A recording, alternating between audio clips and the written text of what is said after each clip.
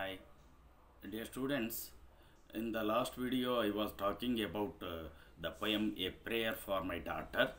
So, I explained you in detail on three stanzas. So, the poet's child, his daughter is uh, sleeping in a cradle. So, outside she is covered a little bit, and outside there is storm, waves, and external dangers are there. So he is fear of the external dangers. ಹೊರಗಿನ ಅಪಾಯಗಳು, ತೊಂದರೆಗಳು ಇವಳಿಗೆ ಹೇಗೆ ಎದುರಾಗ್ಬೋದು ಅಂತ ಅನ್ನೋ ಕಾರಣಕ್ಕೋಸ್ಕರ ಇವನಿಗೆ ಹೆದರಿಕೆ ಆಗ್ತಾ ಇರುತ್ತೆ. ಆದ್ದರಿಂದ he was walking to and fro, ಸುಮ್ಮನೆ ವಾಕ್ ಮಾಡ್ತಾ ಇದ್ದಾನೆ. Then when he was talking about the future of his daughter, he had fears in his mind, isn't it? So he wants that his daughter should have the beauty, but that should not be over much, it should not be exceeded. At the same time, in the next two stanzas, he requests or he prays God she should get natural kindness and courtesy too. ಅವಳಿಗೆ ಬರೀ ಸೌಂದರ್ಯ ಕೊಟ್ಟರೆ ಅಷ್ಟೇ ಸಾಲದು, ದಯೆಯನ್ನು ನೀಡಬೇಕು, ಮತ್ತು ಬೇರೆಯವರಿಗೆ ದಯೆ ತೋರಿಸ್ತಕ್ಕಂಥದ್ದು ಗುಣವನ್ನು, ಒಳ್ಳೆಯ ಗುಣವನ್ನು ಕೊಡಬೇಕು ಅಂತಕ್ಕಂಥದ್ದನ್ನು ನಾವು ನೋಡಿದ್ವಿ. ಹಾಗಾಗಿ ಈಗ next let us see the next ಸ್ಟ್ಯಾಂಜಾ, that is fourth. Helen being chosen found life flat and dull, and later had much trouble from a fool, while that great queen that rose out of the spray, being fatherless, could have her way, yet chose a bandy-legged smith for man. It is certain that fine women eat a crazy salad with their meat, where the horn of plenty is undone. So in this stanza he is going to refer mainly three beautiful women of the world forever. Two or three, of course.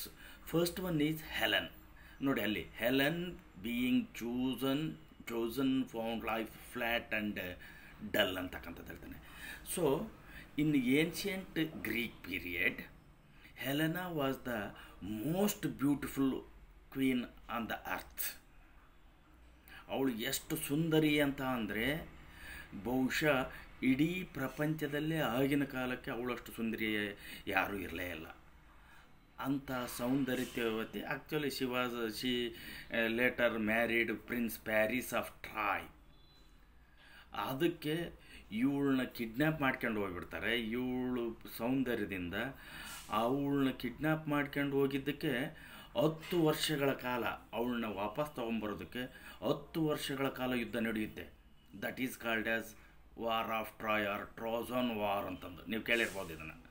So usually that is called as Trojan war. So in that Trojan war almost all gods heroes of the world involved.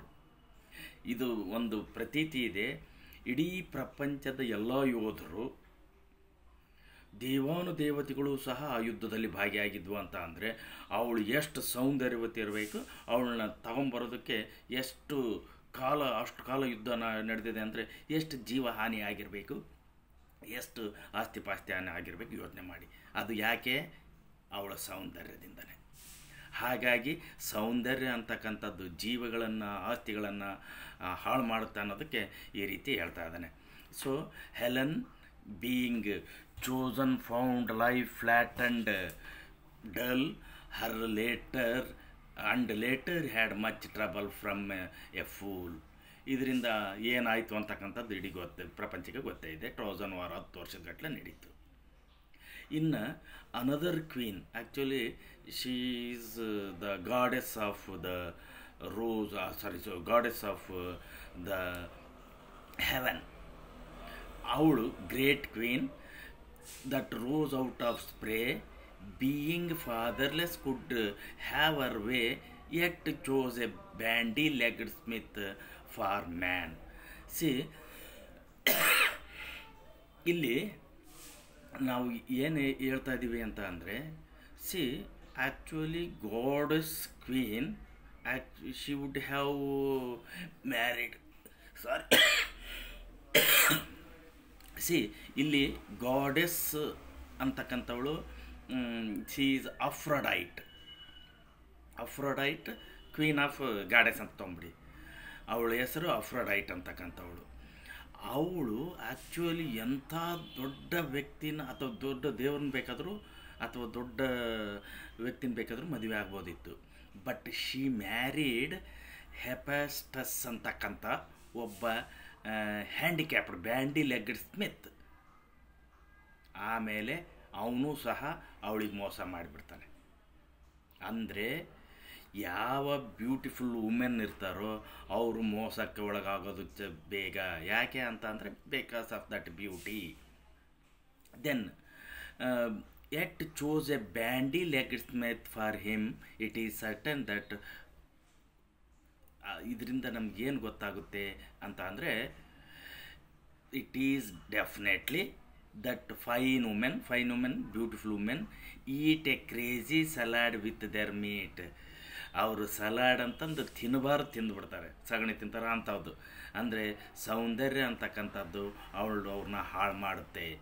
ಇಲ್ಲಿ ತಾನು reference ಕೊಡ್ತಕ್ಕಂಥದ್ದು even ತಾನು love ಮಾಡಿದ್ದ ಪ್ರೇಯಸಿ ಹೆಸರು. Actually, he loved a beautiful woman then called Madaganna. So, of course, she was beautiful and intelligent. But he wanted to marry her, he loved her, but she rejected and she married a fool. ಒಬ್ಬ ordinary ಪರ್ಸನ್ನ ಮದುವೆ ಮಾಡ್ಕೊಂಡ್ಬಿಡ್ತಾಳೆ. ಹಾಗಾಗಿ ಆ ರೆಫರೆನ್ಸ್ಗೆ ಇಲ್ಲೇ ಹೇಳ್ತಾ ಇದ್ದಾನೆ. So, what I mean to say, here he takes the examples of Helena and Aphrodite and his beloved Madaganna. It makes the poet, ಅದಕ್ಕೆ ಇವನಿಗೆ ಏನು ಅನಿಸುತ್ತೆ ಅಂದರೆ, it makes the poet definitely, if the beautiful woman eat something stupid for salad, they make a stupid decision which brings misery forever. Because of their beauty, ಸೌಂದರ್ಯದನ್ನು ಕಾರಣಕ್ಕೋಸ್ಕರ ಅವ್ರ ತೀರ್ಮಾನವೂ ಸಹ ಮೂರ್ಖತನದಿಂದ ತೊಗೊಂಡ್ಬಿಡ್ತಾರೆ, ಆಮೇಲೆ ಅವರೇ ಅನುಭವಿಸ್ತಾರೆ. ಸೊ ಅದಕ್ಕೆ ಇವನು ಎಕ್ಸಾಂಪಲ್ ಕೊಡ್ತಾನೆ, where by the horn of plenty is undone. Actually they will have the much of opportunity to enjoy their life, but because of their beauty they get themselves the misery. So ಇಲ್ಲಿ plenty, horn of plenty ಅಂತಕ್ಕಂಥ ಒಂದು reference ತಗೊಳ್ತಾನೆ. ಏನು horn of plenty ಅಂತ ಅಂದರೆ, mythology ಅಂತೀವಲ್ಲ, ಮೈಥಾಲಜಿಯಲ್ಲಿ ಅಥವಾ ಮೈಥಾಲಜಿಯಲ್ಲಿ ಏನು ಹೇಳ್ತಾನೆ, ಅಮಲ್ತಿಯ ಅಂತಕ್ಕಂಥ ಒಬ್ಬ ಗಾಡೆಸ್. ಏನು ಅಮಲ್ತಿಯ, AMALTHIA, ಅಮಲ್ತಿಯ ಅಂತಕ್ಕಂಥ ಒಬ್ಬ goddess. She is goat like form, ಆಡು ಅಥವಾ ನಾವು ಏನು ಮೇಕೆ ಅಂತೀವಿ, ಮೇಕೆ ರೂಪದಲ್ಲಿರ್ತಕ್ಕಂಥ ದೇವತೆಯವಳು. Actually she used to breast feed for GS. ಅಂದರೆ ಇವಳು ತನ್ನ ಹಾಲು ಉಣಿಸ್ತಾಳೆ GS ಅಂತಕ್ಕಂಥ ವ್ಯಕ್ತಿಗೆ. But somehow what happens, her horn was broken and nectar or abundant nourishment began to flow from the horn. So figuratively it indicates that excessive beauty may lead to some astray. ಅಂದರೆ ಇದು ಈ ದೇವತೆ ಅಂತಕ್ಕಂಥವಳು ಅಮಾಲ್ತಿ ಅಂತಂದು ಹೇಳಿನಲ್ಲ, ಅವಳಿಗೆ code ಇರುತ್ತೆ. I mean ಈ ಮೇಕೆಗಿದ್ದ ರೀತಿಯಲ್ಲಿ ಆ GSಗೆ ಮಗುಗೆ ಹಾಲು ಉಣಿಸ್ತಾ ಇದ್ದರೆ ಅದು ಬಹುಶಃ ಆ ಮಗು ಭಾಳ ಒಳ್ಳೆ ಮಗುವಾಗಿ, that means it grows into a beautifully well built person. But ಆ ಹುಚ್ಚುತನದಿಂದ ಆ ಕೊಂಬು ಮುರಿದು ಬಿಟ್ರೆ ಆ ಕೊಂಬಿನಿಂದ ರಸ ಬರುತ್ತೆ. ಅದು ರಸ ಏನು ಅಂತ ಅಂದರೆ ಅದು ಅಮೃತ ಇದ್ದಾಗೆ. ಆ ಸಂತೋಷದಲ್ಲಿ ಆ ಅಮೃತನ ಹಾಳು ಮಾಡ್ಕೊತಾರೆ. ಅದು ನೋಡಿ ಎಕ್ಸಸ್ ಆಗಿ ಸುರಿದು ಹೋಗುತ್ತೆ ಆ ಕೊಂಬಿನಿಂದ ಬಂದಿರತಕ್ಕಂಥದ್ದು, ಅದರಿಂದ ಏನೂ ಉಪಯೋಗ ಆಗಲ್ಲ. ಹಾಗೆ ಸೌಂದರ್ಯ ಅಂತಕ್ಕಂಥದ್ದು ಎಕ್ಸಸ್ ಆದಾಗ ಹಾಳಾಗಿ ಹೋಗುತ್ತೆ. So one must not succumb to his own beauty or our own beauty as it may cause dire trouble for them. ಹಾಗಾಗಿ ತಮ್ಮ ಸೌಂದರ್ಯದ ಬಗ್ಗೆ ತಾವು ಅತಿಯಾಗಿರ್ತಕ್ಕಂಥ ಬಿಂಕ ಜಂಬ ಇರಬಾರ್ದು ಅಂತಕ್ಕಂಥದ್ದನ್ನು ನಮ್ಮ ಪೊಯೆಟ್ ಹೇಳ್ತಾನೆ. So in the next ಸ್ಟ್ಯಾಂಜಾ 5, in courtesy I would have chiefly learned, hearts are not had as a gift but hearts are earned by those that are not entirely beautiful, yet many that have played the fool. For beauty's very self has charm made wise, and many a poor man that has roved, loved, and thought himself beloved from a glad kindness cannot make his eyes. So in this stanza, in this fifth stanza, the poet is going to continue with what he wants his daughter to possess more than beauty. ಬ್ಯೂಟಿಗಿಂತ ಏನು ಬೇಕಾಗಿದೆ, ಅವಳಿಗೆ ಏನು ಅವಶ್ಯಕತೆ ಇದೆ ಅಂತಕ್ಕಂಥದ್ದನ್ನು ಹೇಳ್ತಾನೆ. ತನ್ನ ಮಗಳಿಗೆ ಏನು ಇದ್ರೆ ಚೆನ್ನಾಗೆ. He wants his daughter to learn to be compassionate, kindness, courtesy. ತನ್ನ ಮಗಳು ಕಂಪ್ಯಾಷನ್, ಅನುಕಂಪ, ದಯೆ, ಬೇರೆಯವರಿಗೆ ದಯೆ ತೋರಿಸ್ತಕ್ಕಂಥ ಗುಣಗಳನ್ನು ನನ್ನ ಮಗಳು ಕಲೀಲಿ. ನೋಡಿ, in courtesy I would have her chiefly learned. Courtesy ಕಲಿಬೇಕು. Hearts are not had as a gift but hearts are earned. That means ಬೇರೆಯವರನ್ನು ಮನವೊಲಿಸ್ಕೊಳ್ತಕ್ಕಂಥದ್ದು, ಬೇರೆಯವರ ಬಗ್ಗೆ, ಬೇರೆಯವರು ನಮ್ಮ ಬಗ್ಗೆ ಕಾಳಜಿ ವಹಿಸ್ತಕ್ಕಂಥದ್ದು ಬ್ಯೂಟಿಯಿಂದ ಅಲ್ಲ. ಅದನ್ನು ಬೇರೆಯವರ ಮನಸ್ಸನ್ನು ಪಡೆಯೋದು ನಮ್ಮ ಮಾತುಗಳಿಂದ, ನಮ್ಮ ಗುಣಗಳಿಂದ ಅಂತಕ್ಕಂಥದ್ದನ್ನು ಹೇಳ್ತಾನೆ. By those that are not entirely beautiful yet many that have played the fool. ಬೇಕಾದಷ್ಟು ಜನ ಇದ್ದಾರೆ, ಅವರು ಕೆಲವರು ಬ್ಯೂಟಿಫುಲ್ಲೇ ಆಗಿರಲ್ಲ, ಅಂದರೆ ತುಂಬ ಅಷ್ಟೇನು ಬ್ಯೂಟಿಫುಲ್ ಇರಲ್ಲ, ಆದರೆ ಅವರು ಬೇರೆಯವ್ರನ್ನ ಅತಿ ಸುಲಭವಾಗಿ ಮನವೊಲಿಸ್ಕೊಳ್ತಾರೆ. ಅದಕ್ಕೆ ಹೇಳ್ತಾನೆ, many times men who believe to love and loved by beautiful women face disappointment. ಅದಕ್ಕೆ ಹೇಳ್ತಾನೆ, ಇಲ್ಲಿ ಬಹಳಷ್ಟು ಜನ ಯಾರು ಗಂಡಸರು ಅಥವಾ ಹುಡುಗರು ಹಾಳಾಗಿರೋದು ಅಂತ ಅಂದರೆ, ಯಾವ ಹುಡುಗಿನ ಅವಳ ಸೌಂದರ್ಯವನ್ನು ಇಷ್ಟಪಟ್ಟು ಅವಳ ಮನಸ್ಸನ್ನು ಪಡೆಯೋದಕ್ಕೆ ಹೋಗಿರ್ತಾರೆ ಹಾಳಾಗಿದ್ದಾರೆ ಹೊರತು ನಿಜವಾಗಲೂ ಕರುಣೆಯನ್ನು, ಅವರ ಗುಣವನ್ನು ನೋಡಿ ಅವ್ರನ್ನ ಪಡಕ್ಕೆ ಹೋಗಿರ್ತಕ್ಕಂಥವ್ರು ಯಾರೂ ಹಾಳಾಗಿಲ್ಲ. ಅಂದರೆ he wanted his daughter to get the virtues, good qualities. Okay, ಅದಕ್ಕೆ ಹೇಳ್ತಾನೆ ಇಲ್ಲಿ ನೋಡಿ, men who believe to have love and loved by the beautiful women. ಯಾರು ಸೌಂದರ್ಯದಿಂದ ಹೆಣ್ಣನ್ನು ನಂಬ್ತಾರೋ, ಅಂದರೆ ಯಾರು ಹುಡುಗಿ ಭಾಳ ಚೆನ್ನಾಗಿದ್ದಾಳೆ ಅಂತಂದು ಆ ಹುಡುಗಿ ಬಗ್ಗೆ ಅನುಕಂಪ ಇಟ್ಕೊಂಡು ಅವಳು ಇಷ್ಟಪಟ್ಟು ಅವಳು ಹಿಂದೆ ಬಿದ್ದರೆ ಅವ್ರಿಗೆ ಸಿಗ್ತಕ್ಕಂಥದ್ದು ಡಿಸಪಾಯಿಂಟ್ಮೆಂಟ್. ಅದೇ compare to those found love in modest at compassionate women. ಅಕಸ್ಮಾತ್ ಏನಾದರೂ ಒಳ್ಳೆಯ ಗುಣಗಳು ಇರ್ತಕ್ಕಂಥ ಹೆಣ್ಣನ್ನು ಸಂಘ ಮಾಡಿದರೆ ಡೆಫಿನೆಟಾಗಿ ಅಂಥ ಡಿಸಪಾಯಿಂಟ್ಮೆಂಟ್ ಗಂಡಸರಲ್ಲಿ ಕಾಣೋಕ್ಕೆ ಸಾಧ್ಯ ಇಲ್ಲ. ಇದನ್ನು ಮತ್ತೆ ಒನ್ಸ್ ಅಗೇನ್ ತನ್ನ ಪ್ರೇಯಸಿನ ರೆಫರ್ ಮಾಡೋದಕ್ಕೆ ಹೇಳ್ತಾ ಇದ್ದಾನೆ. ಸೊ ಅದಕ್ಕೆ ಇವನು ಹೇಳ್ತಾನೆ, for beauty is very self, it is a selfish thing. ಸ್ವಾರ್ಥ ಗುಣ.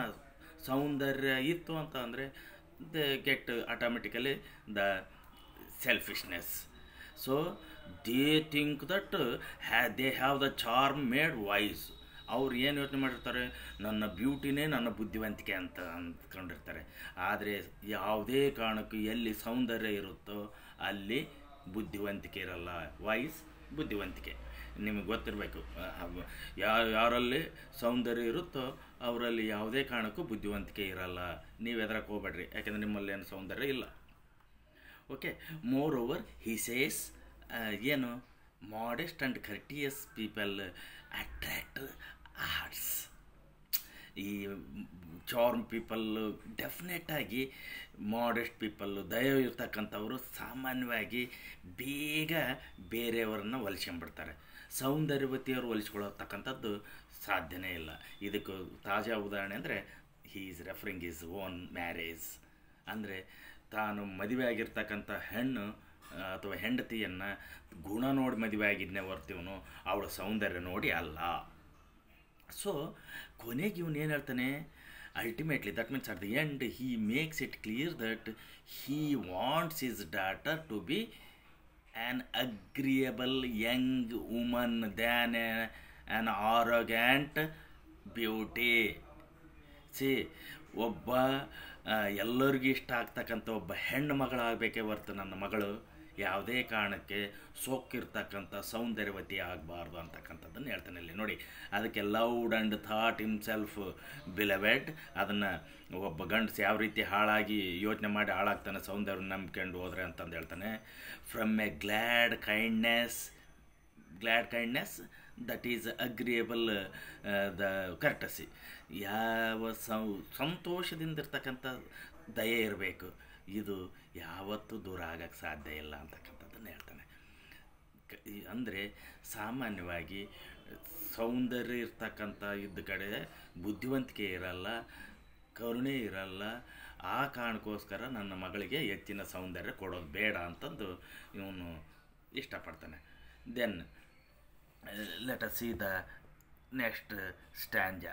Yes, may she become a flourishing hidden tree, that all her thoughts may like the linnet be, and have no business but dispensing round their magnanimities of sound, nor but in merriment begin a chase, nor but a merriment a quarrel.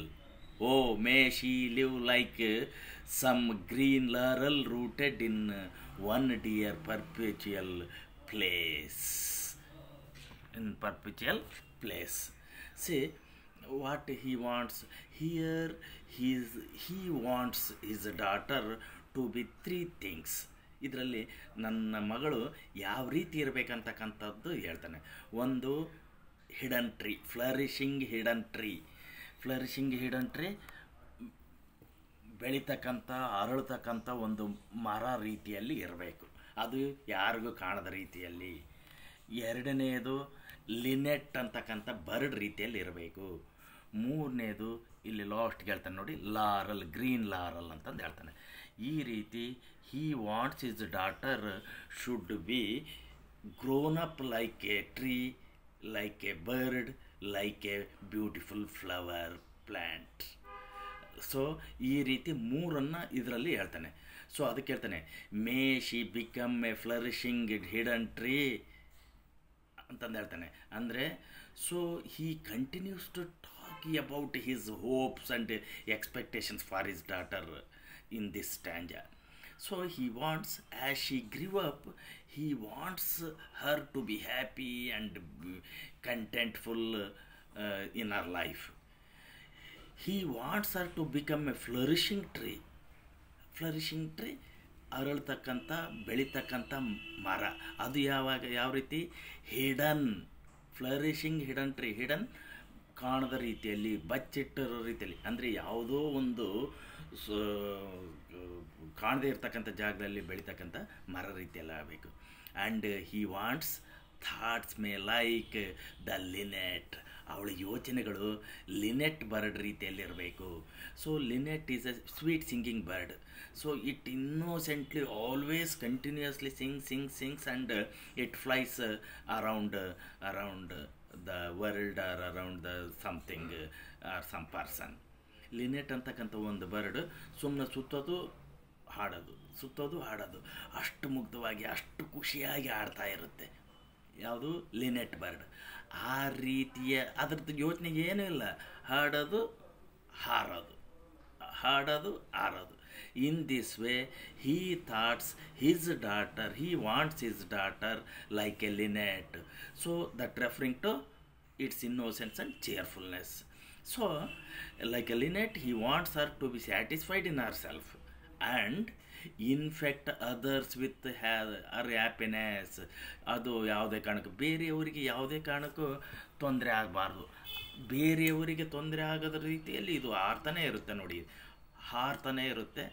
So have no business, ಅದ್ರದ್ದು ಬೇರೆ ಕೆಲಸ ಏನಿಲ್ಲ.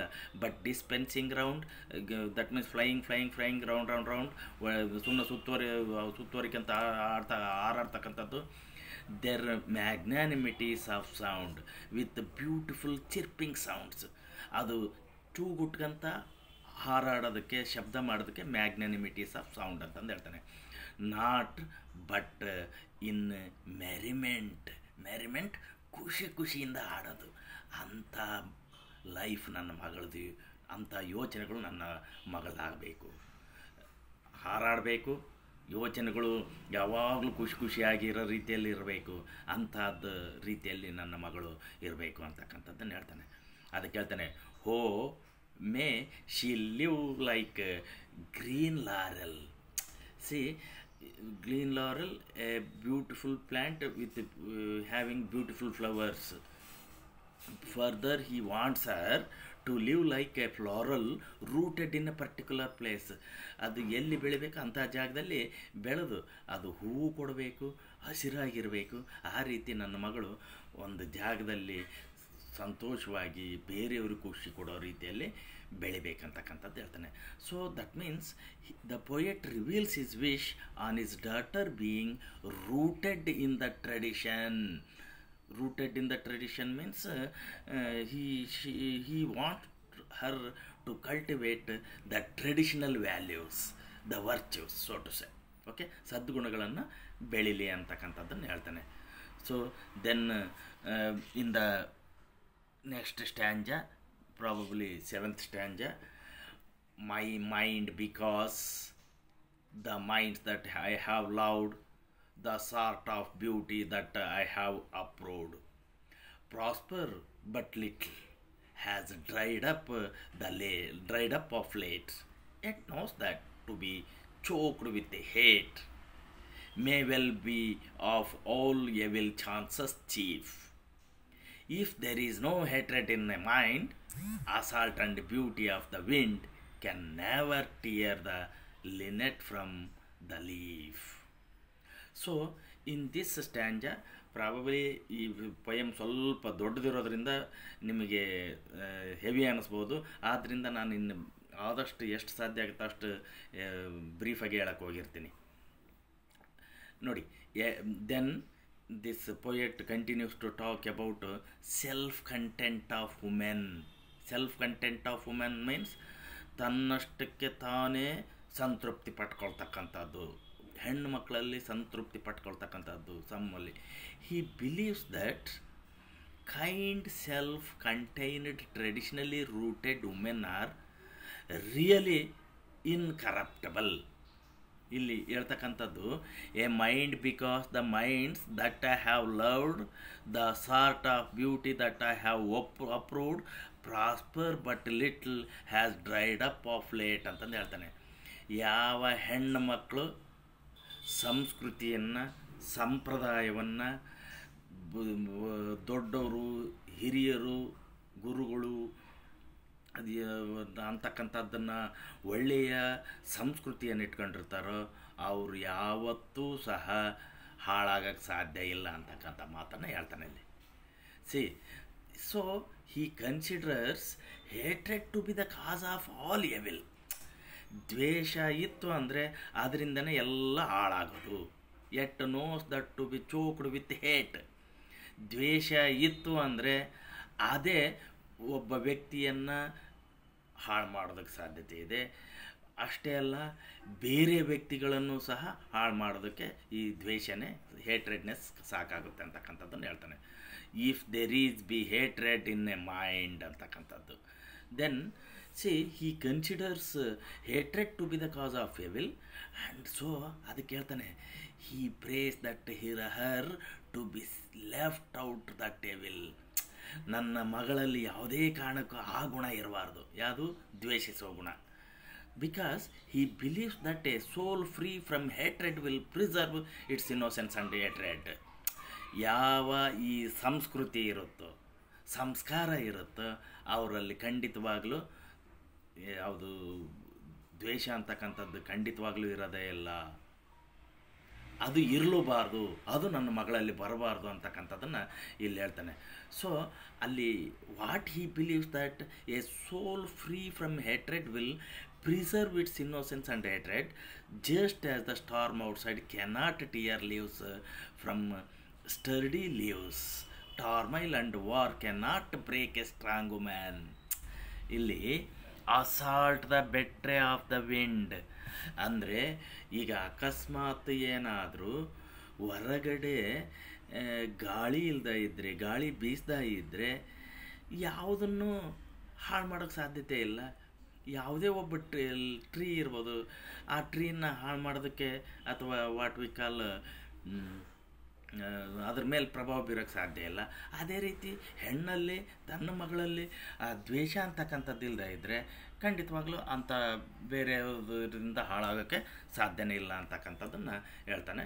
So with this much I want to stop for the day. So I will continue and complete the remaining 2 stanzas I think in the next class, and also I will send the notes also. Okay, so with this I will end my today's class. Thank you very much. Have a nice day.